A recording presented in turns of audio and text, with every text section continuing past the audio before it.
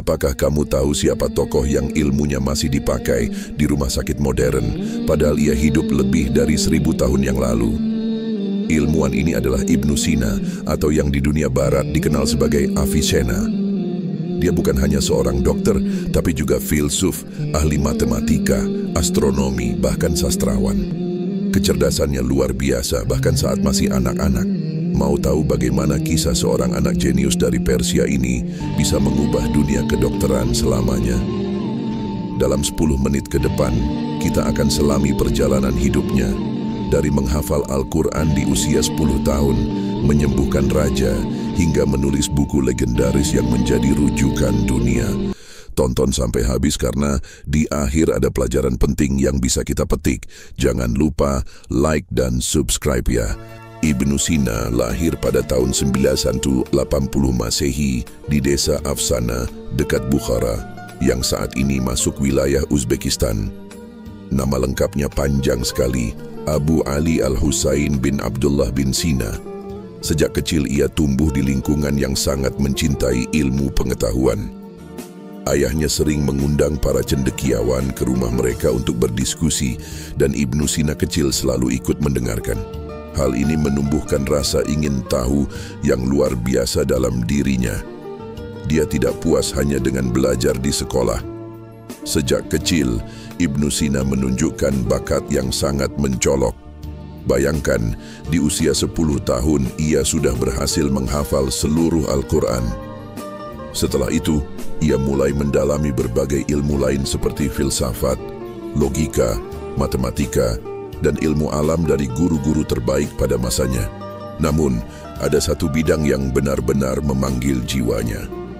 Kedokteran, ilmu yang bisa langsung membantu meringankan penderitaan orang lain. Dia melihat kedokteran bukan sekadar profesi, tetapi sebagai sebuah panggilan kemanusiaan. Di usia 16 tahun, ia mulai mendalami ilmu kedokteran secara otodidak dan juga dari guru-guru yang ada. Hebatnya, hanya dalam 2 tahun, ia sudah menuntaskan pendidikannya sebagai dokter. Pada usia 18 tahun, ia sudah dikenal sebagai dokter yang andal. Dia pernah berkata, ilmu itu adalah harta yang takkan pernah habis dan kuncinya adalah ketekunan. Kata-kata ini menjadi cerminan hidupnya, di mana ia tidak pernah berhenti belajar, bahkan ketika ia sudah dianggap ahli. Titik balik penting dalam hidupnya terjadi saat ia berusia 16 tahun. Sultan Bukhara, Nuh bin Mansur, jatuh sakit parah dan tidak ada tabib istana yang mampu menyembuhkannya. Semua dokter terbaik sudah menyerah. Akhirnya, Ibnu Sina yang masih sangat remaja dipanggil ke istana. Banyak yang meragukannya, tapi dengan izin Allah dan kecerdasannya yang luar biasa dalam menganalisis gejala, ia berhasil mendiagnosis dan menyembuhkan sang raja. Sebagai imbalannya, raja tidak memberinya emas atau jabatan, melainkan sesuatu yang jauh lebih berharga, akses penuh ke perpustakaan istana Samaniyah yang sangat besar, penuh dengan manuskrip langka dari seluruh dunia. Ini adalah surga bagi seorang pecinta ilmu seperti Ibnu Sina. Dari perpustakaan itulah, dengan sumber daya ilmu yang tak terbatas, lahirlah karya terbesarnya, Al-Qanun fi At-Tib, atau yang di dunia barat dikenal sebagai The Canon of Medicine. Buku ini bukan sekadar catatan, melainkan sebuah ensiklopedia kedokteran raksasa yang terdiri dari 5 jilid. Isinya sangat sistematis, membahas dari anatomi tubuh manusia, daftar obat-obatan, diagnosis penyakit, hingga prosedur bedah. Buku ini menjadi rujukan utama dunia medis selama hampir 700 tahun, dari timur hingga ke Eropa, bahkan menjadi buku wajib di universitas-universitas Eropa sampai abad ke-17. Apa saja sih kontribusi pentingnya yang membuat buku ini begitu legendaris? Pertama, dia yang mengenalkan metode pengobatan dengan suntikan di bawah kulit atau subkutan yang masih kita pakai sampai hari ini. Kedua, dia menjelaskan secara rinci tentang penyakit menular seperti TBC dan bagaimana air serta tanah bisa menjadi media penyebaran penyakit. Sebuah konsep dasar higienitas yang revolusioner pada zamannya. Ketiga, ia menemukan kegunaan etanol atau alkohol sebagai antiseptik untuk membersihkan luka dan mensterilkan alat bedah jauh sebelum Louis Pasteur mengemukakan teori kuman.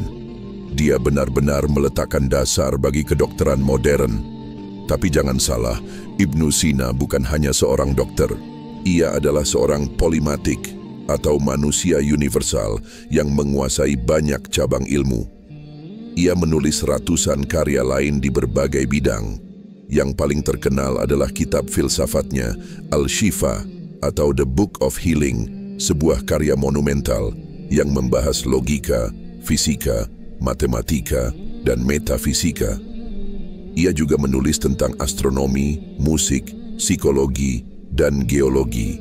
Baginya, semua ilmu saling terhubung untuk memahami alam semesta dan Sang Pencipta. Namun hidupnya juga tidak selalu mulus. Ia sering berpindah-pindah dari satu kota ke kota lain, melayani berbagai penguasa. Kehidupannya penuh dengan gejolak politik, bahkan sempat dipenjara karena konflik antara para pangeran. Namun, semangatnya untuk terus berkarya tidak pernah padam. Bahkan di dalam penjara yang sempit pun, ia tetap menggunakan waktunya untuk menulis beberapa karyanya yang paling penting. Ini menunjukkan bahwa rintangan terbesar sekalipun tidak bisa menghentikan hasratnya untuk ilmu pengetahuan.